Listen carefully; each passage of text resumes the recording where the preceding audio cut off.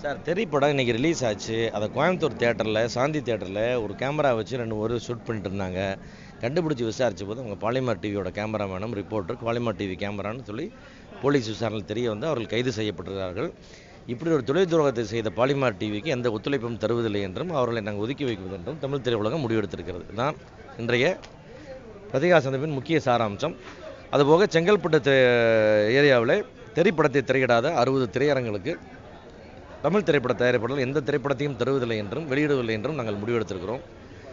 குறிப்பாக ஞானவேல் ராஜா அவர்கள் அவருடைய வெளியீட்டில் வரும் 24 படத்தையும், சிங்கம் 3 படத்தையும், தானுசார் அவர்கள் கபாலி படத்தையும், இதுபோல் பல முன்னணி தயாரிப்பாளர்கள் அவருடைய படங்களை அந்த திரையரங்களை திரையிடவில்லை என்று முடிவெடுத்திருக்கிறோம். அதனால் ஏற்படும் நஷ்டத்தை சந்திப்பதற்கு நாங்கள் தயாராக இருக்கிறோம். அதை எப்படி சரி கட்டுவதனுடைய வழிமுறையை நாங்கள் ஆராய்ந்து கொண்டிருக்கிறோம்.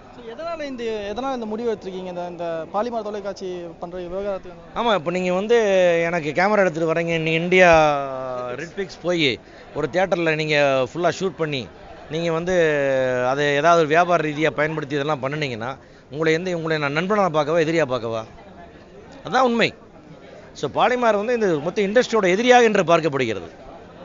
ஒரு படத்தை போய் டைட்டிலேருந்து 35 நிமிஷம் ஷூட் பண்ணி இன்னொரு 1 hour விட்டு வந்து நீ படத்தை எடுத்து வெளியே கொண்டு வந்து உடனே அப்லோட் பண்ணி நெட்டில் போனீங்க. இன்னைக்கு சாயங்காலம் அந்த தயாரிப்பாளர் நிலை என்ன வாங்கிய இத்தனை கோடி ரூபாய் போட்டு வாங்கிய யூனிவர்சலோட நிலைமை என்ன? எத்தனை குடி கெடுக்கிற வேலை இது?